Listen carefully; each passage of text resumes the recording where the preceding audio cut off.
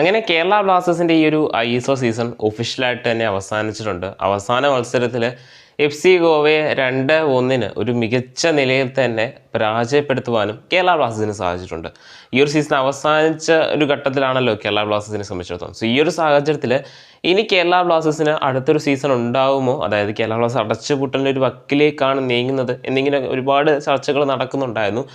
ഇനി കേരള ബ്ലാസ്റ്റേഴ്സിന് ഒരു സീസൺ ഉണ്ടാകുമോ, അതായത് ഇനി കേരള ബ്ലാസ്റ്റേഴ്സിന് പുതിയൊരു പരിശീലകനായിട്ട് വേറെ ആരെങ്കിലും വരുമോ, അതോ ആഷ്ലി വെസ്റ്റ്വുഡിനെ നിലനിർത്തുമോ, ഇങ്ങനെ തുടങ്ങിയ ഒരുപാട് സംശയങ്ങൾ ആരാധകരുടെ ഉള്ളിൽ ഈ ഒരു സീസൺ അവസാനിച്ചപ്പോൾ തന്നെ ഉണ്ടായിട്ടുണ്ട്. അതായത് ISL ഇനി കേരള ബ്ലാസ്റ്റേഴ്സ് ഉണ്ടാകുമോ എന്നുള്ളത് നമുക്കറിയാം. അവസാനത്തെ പല ടൈമിലും മാർക്കസ് ഉൾപ്പെടെ റിപ്പോർട്ട് ചെയ്തത് ബ്ലാസ്റ്റേഴ്സ് ഒരു അടച്ചുപൂട്ടലിൻ്റെ വക്കിലേക്ക് പോകുന്നു, അല്ലെങ്കിൽ അത് പ്ലാൻ ചെയ്യുന്നു എന്നാണ്.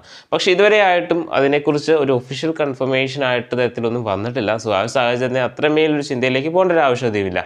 അതുമാത്രമല്ല, കേരള ബ്ലാസ്റ്റേഴ്സിൻ്റെ നിലവിൽ ഒരു മോശപ്പെട്ടൊരവസ്ഥയിൽ നിന്നും, അതായത് ഡേവിഡ് കെറ്റാലയുടെ കീഴിൽ ആദ്യത്തെ ഒരു 6 കളിയിലും ബ്ലാസ്റ്റേഴ്സിന് കണ്ടിന്യൂസ്ലി തന്നെ പരാജയം കൊണ്ട് തന്നെ നിറഞ്ഞു നിന്നൊരു സിറ്റുവേഷൻ ആയിരുന്നെങ്കിൽ ആഷ്ലി വെസ്റ്റ്വുഡ് ടീമിലേക്ക് വന്നതിന് ശേഷം ബ്ലാസ്റ്റേഴ്സിൻ്റെ ഒരു ടേൺ ഓവർ വളരെ മികച്ച രീതിയിലായിരുന്നു.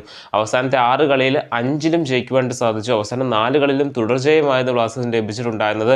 മികച്ച രീതിയിലുള്ളൊരു അൺബീറ്റൻ സ്ട്രീക്ക് തുടരാൻ വേണ്ടി കേരള ബ്ലാസ്റ്റേഴ്സിന് സാധിച്ചു. ഇങ്ങനെ മൊത്തത്തിൽ സത്യം പറഞ്ഞാൽ ഒരു ടീമിനെ തന്നെ മൊത്തത്തിൽ തന്നെ മാറ്റിയെടുക്കുവാനായിട്ട് ആഷ്ലി വെസ്റ്റ്വുഡിന് സാധിച്ചിട്ടുണ്ടായിരുന്നു. ഒബ്വിയസ്ലി ഈ ഒരു സീസൺ അവസാനിപ്പിച്ച് തന്നെ ആരാധകർക്കിടയിൽ ഉയർന്നൊരു ചോദ്യമാണ്, അല്ലെങ്കിൽ ഉയർന്ന ഒരു ആവശ്യമാണ് ആഷ്ലി വെസ്റ്റ്വുഡിനെ നിലനിർത്തുക എന്നുള്ളത്.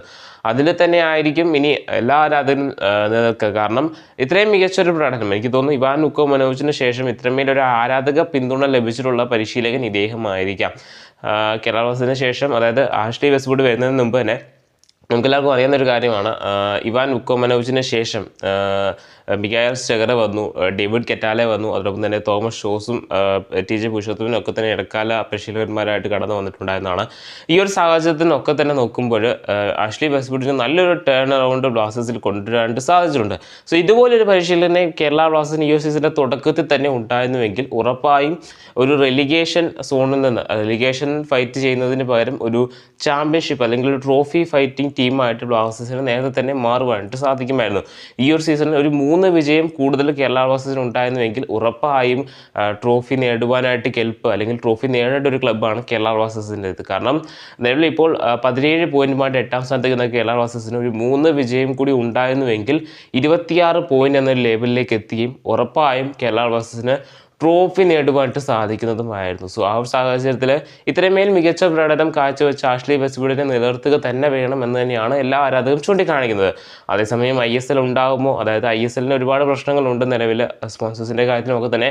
അതൊക്കെ തന്നെ സോർട്ട് ഔട്ട് ചെയ്ത് ഇനി ISL ഉണ്ടെങ്കിൽ ഉറപ്പായും കേരള ബ്ലാസ്റ്റേഴ്സ് ആദ്യം ചെയ്യേണ്ട ഒരു കാര്യം കോച്ച് ആഷ്ലി വെസ്റ്റ്വുഡിനെ നിലനിർത്തുക എന്നുള്ളത് തന്നെയാണ്.